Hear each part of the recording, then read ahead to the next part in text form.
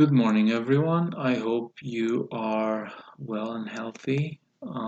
As you know, we have started our work on um, relativity, and the purpose of this video is to help us understand the thinking behind the jump from classical physics to the special theory of relativity. I'd like you to please watch this video and write a reflection on your understanding of it. And I'm going to start with an explanation of the concept of relativity in classical physics. As you know, Galileo was the first scientist to describe it, and Galilean relativity is basically the idea that if you run against the wind will slow you down. And if the wind blows in the direction of your velocity, it will increase your speed. Now, this idea can be represented graphically using relative velocity vectors. I hope you remember the dog crossing the river problem, where we added relative velocities using a geometric method. Okay, now we know that to observe motion, one must have a reference point. For us, the most common reference point is the Earth, the ground or the Earth, and we know that the Earth is moving in relation to the Sun, and the Sun is moving in relation to the center of the galaxy, and the galaxies are moving away from each other in this expanding universe. So soon we realize that every object or every frame of reference in the universe is in motion. So nothing in the universe is at absolute rest. So Galilean relativity concludes that absolute rest does not exist. Okay, so please remember that. Now we're going to move in a different direction, and I hope you found two videos. I posted two videos about the Michelson-Morley experiment that are important for our purpose.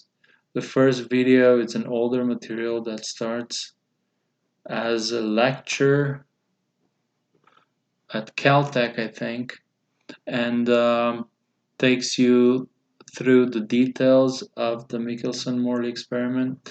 And the other one is a Neil deGrasse Tyson's perspective on the Michelson-Morley experiment. You're going to see that there's some overlapping, but they're both really interesting and very helpful for our purpose. So I'd like you to please watch them. Okay. So now the question is, what did Michelson-Morley hope to discover with their experiment? And we need to know that at the end of the 19th century, scientists understood that light was a wave, and since all waves have a medium to travel through, the question was, what was the medium for light? So Michelson-Morley were hoping to prove the existence of ether, and they called this medium ether in honor of Plato, who was the first thinker to hypothesize its existence. So ether was thought to be this medium that permeates all space, it's everywhere and within everything, is transparent not just to our vision but to our uh, five senses. Has no density, so it applies no resistance when you move through it. It's at absolute rest, and this will be the frame of reference for light. Okay. Now, with these assumptions in mind, Michelson-Morley assumed that the Earth was moving in relation to the ether, and the ether would move in relation to the Earth, creating something similar to the wind or air resistance, but inaccessible to every perception. And this phenomenon would be called ether wind. So they designed an experiment that was supposed to prove the existence of the ether wind. And this experiment would be somewhat similar to the dog crossing the river problem. Now, what they did was they compared the speed of light in two perpendicular directions. As the beam of light traveled parallel to the ether wind and perpendicular to the ether wind, the apparatus they used for their experiment is based on a phenomenon that you have gone through already. It's called interference of light. I'd like you to please uh, refer to interference of light for a better understanding of the Michelson-Morley experiment. If you watch the videos, I'm pretty sure you'll get the idea. The videos explain the idea of the Michelson-Morley experiment, and I don't want to get into it right now. That is basically a separate lesson. Now, going back to what they found, uh, was that the ether wind did not affect the speed of the light to any degree. And they were very disappointed with the results because um, they basically failed to prove what they were looking for. They failed to prove the existence of ether. Um, so they declared it a failed experiment. And even though the experiment failed, the experiment had an enormous value because these results can be interpreted in a different way. And the importance of an alternate interpretation, it represents the is related to the birth of the special theory of relativity. So the special theory of relativity was born out of an alternate way of thinking, a different way of explaining the results of the experiment. And I'm going to call it the Einstein's alternative. Einstein decided to propose something that was completely unusual and also weird.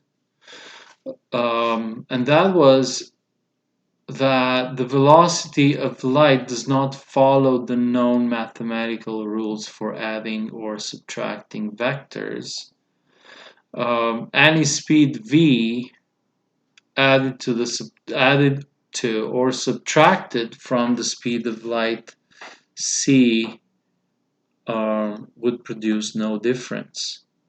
He said that the speed of light follows a different mathematics that awaits to be discovered. So basically, if c represents the speed of light and v represents the speed of any observer, if you add the two values, you always get the c. If you subtract any speed from the speed of light, you're going to get a c. And you can clearly see that this mathematical operation is quite difficult to comprehend. Einstein proposed that the speed of light Einstein proposed that the light travels at the same speed for all observers, independent of how the observation is made. This idea has enormous implications. The first consequence to explore would be the idea that time does not follow, time does not flow at the same rate for every observer. Time is this quantity that is malleable, and the observation, the measurements of time depend on how quickly you move. And this idea is what we call time dilation. Okay? Now, please understand that please know that in order to understand time dilation, one must adopt a new way of thinking. This is the end of our video. We're going to continue from this point. Thank you very much.